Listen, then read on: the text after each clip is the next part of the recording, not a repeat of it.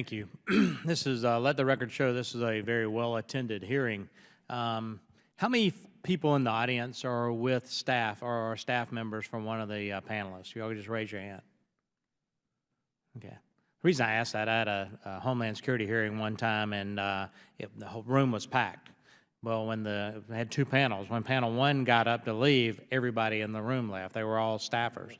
The reason I say that is I'm pleased that the room's full with folks that are interested in the issue of Venezuela, and that you're not just here as a congressional staffer or a staffer on one of the panelists, that you truly are interested in the plight of the Venezuelan people, the possible changes in the Venezuelan government, and what it may, kind of impact it may have on the region. So I appreciate you participating with that.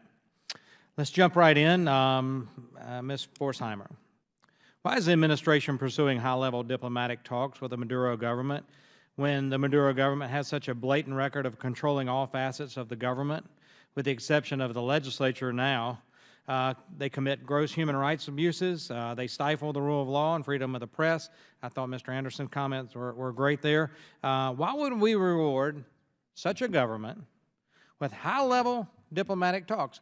The highest level, with the exception of executive to executive, this is Secretary Kerry and now the ambassador. So why are we rewarding the Maduro government when they continue the abuses on the Venezuelan people?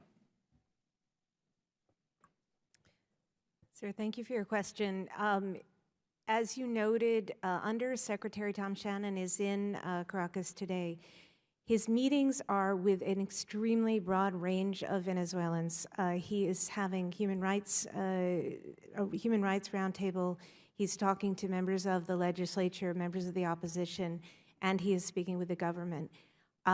We would not perhaps characterize it as a reward in that he will be raising very strong concerns with the government, and Secretary Kerry raised such concerns with Foreign Minister Rodriguez. We said to them directly that political prisoners need to be released, that the Legislative Assembly needs... Secretary Kerry has said that to the Maduro government? Yes, sir. So let's contrast this real quick. Wouldn't you say America is known as a champion against human rights abuses? In general, America? Sir. So Secretary Kerry tells the Maduro government, you need to release the political prisoners. We negotiated with Iran for almost 2 years without ever making that precondition. We just normalized relations with Cuba without making that precondition. I'm glad he's doing it in Kerry, but we need to juxtapose those policies with Iran and with Cuba. There's a little bit of difference between the administration actions here. So I'm glad he did that. I'll let you continue. Thank you, sir. He also raised that, of course, during the public session at the Organization of American States. And Undersecretary Shannon is raising our concerns directly with President Maduro and his government. Yeah, I'm glad he's doing that. I think it's important. Before we go in and negotiate the Iranian nuclear deal, before we normalize relations with Cuba, before we have high-level talks with a government like the Maduro government, that we say, you know what, you have political prisoners or you have Americans in prison for various reasons. These ought to be preconditions that the administration puts on the government if they want engagement with the United States on these important issues. The Venezuelan people are hungry. Venezuelan people don't have access to peacefully assemble and petition the government for redress of grievances, and hopefully they will in a recall election. Hopefully that will happen. Time will tell. Mr. Smith, U.S. Sanction Iran. We've had U.S. sanctions on Iran and Venezuela institutions. You testified before the House Committee on Foreign Affairs back in February that your office uses sanctions to counter Iranian security threats by preventing them access to U.S. financial systems. Among the Iranian entities that your office imposed sanctions on is the joint Iran-Venezuela Bank. Has your office investigated other banned Iranian financial institutions that may be accessing U.S. financial markets via Venezuela?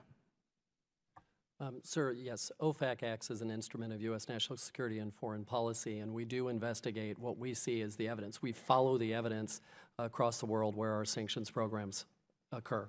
Okay, thank you. So, a simpler question to all of you. What's it going to take?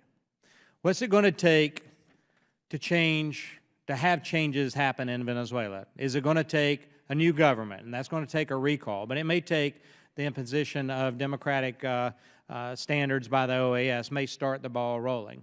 Is it going to take oil prices coming back up? I honestly believe that one net benefit 10 years from now, looking back on what OPEC is doing to put the Bakken and U.S. energy renaissance out of business, is a positive impact it's having on the Maduro government, and we may see regime change in Venezuela that ultimately benefits the Venezuelan people. That may be a positive impact of the OPEC policies. But what's it going to take? Is it going to take change of Maduro government through a recall? Is it going to take oil revenues going back up for whatever reason to provide the economic resources the Maduro government can continue using to prop up a stable economy?